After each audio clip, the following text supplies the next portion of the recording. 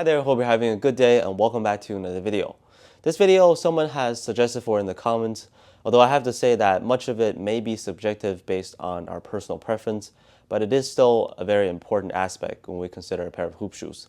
So today we'll be talking about basketball shoes with the best core feel so far in 2022.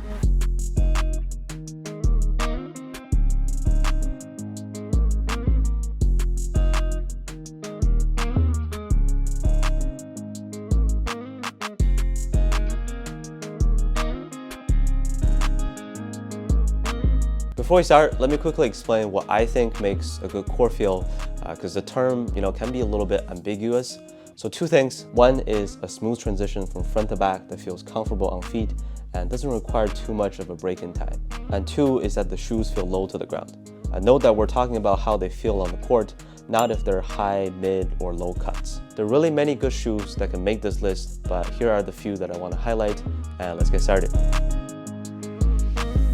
So when I think of shoes with the best core feel, the first one that comes to mind immediately is the Kyrie 8, or Kyrie Infinity, however you like to call it.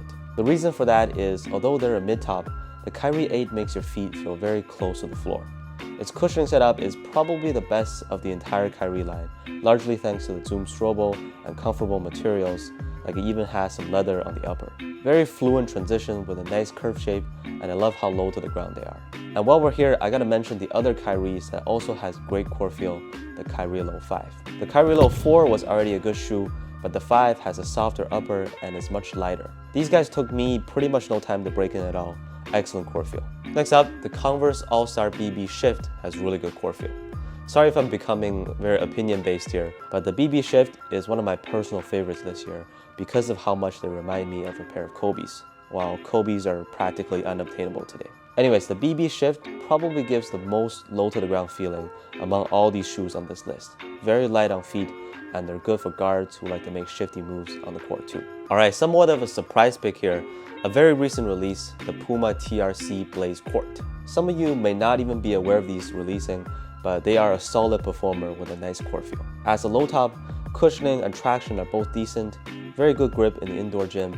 Because we're focusing on the core feel in this video, these shoes give a smooth transition. The pro foam in the midsole looks pretty thick, but it's just the right amount. Also the lightest basketball shoe from Puma. The MB1 might be a better shoe overall, but I know that some people do wish that they were lighter. So if you're looking for a new shoe from Puma or brands aside from Nike, the TRC Blaze Court is a good option. You can go true to size or half size up. Another shoe that has excellent core feel is the Harden Volume 6. Actually, just the responsive cushioning setup from the full length boost itself can already secure them a spot on any top list in this regard. Low to the ground, you get some nice compression.